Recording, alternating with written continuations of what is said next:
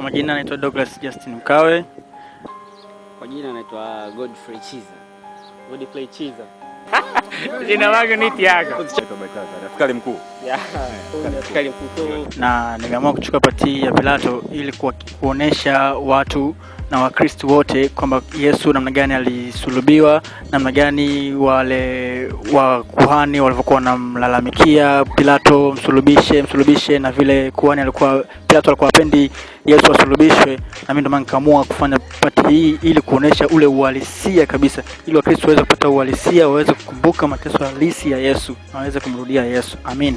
Niliamua kucheza nafasi hii kama Yesu kwa sababu niliona kwamba ninaweza kuimudu vizuri. Ulifikiria nini mpaka kuunda igizo hili ambalo nao watu wanaenda kulifanya? Ni nzuri sana kwa sababu itaonyesha maisha ya Yesu, itaonyesha njia Yesu amefanya zamani kweli.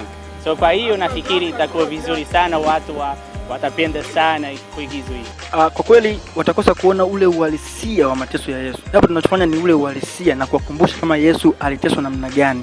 Sio kufanya kwa kuigiza tu, ila kwa kuwakumbusha, kwa kuonesha Wakristo ni namna gani Yesu aliteswa, ni mateso gani Yesu alipitia. Ndio maana tunaamua kufanya physically ili mtu aone kwa macho ya nyama kabisa. Isiwe ile kila siku tu kwa macho ya roho, kwa macho ya nyama kabisa, mtu apate at least ile picha ya kuona kabisa, sio kwenye TV kila siku, lakini kwa macho ya nyama, kuona physically namna gani Yesu aliteswa, namna gani alivyokuwa anahukumiwa, walivyokuwa na mshtumu apate hukumu na nini.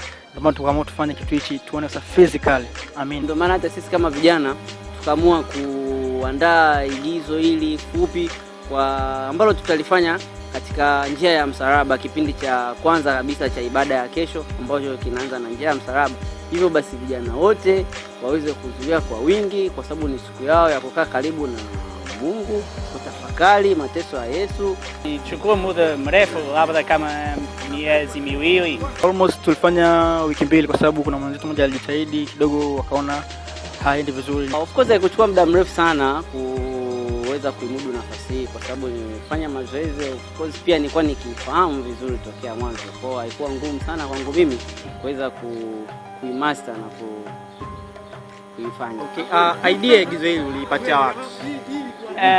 Ni kitu sisi ambao tumeshafanya, tuifanya mara nyingi kwa Ureno. Kwa hiyo nilifikiri ilikuwa vizuri sana kufanya hapa pia kwa Tanzania. Kesho tuna igizo la mateso ya Yesu. Kwa msubiri vitu vizuri. Yeah. Na wale ambao wataokosa je, itakuwaje? Wale ambao watakosa sio na rekodi. Watafanya vizuri sana. Alafu kitu rasmi kweli ni kuamini Yesu, ni kwa kukumbuka njia kweli ya Yesu. Zaidi kitu kubwa zaidi ya kufanya kuigizo ni kweli kukumbuka maisha ya Yesu na njia ambayo yamefanya kweli zamani. Kwa hiyo nafikiri kama sisi tunazo na kichwa yetu Yesu, nafikiri kwa kitu itaendelea vizuri sana, hata Mungu atatubariki sana.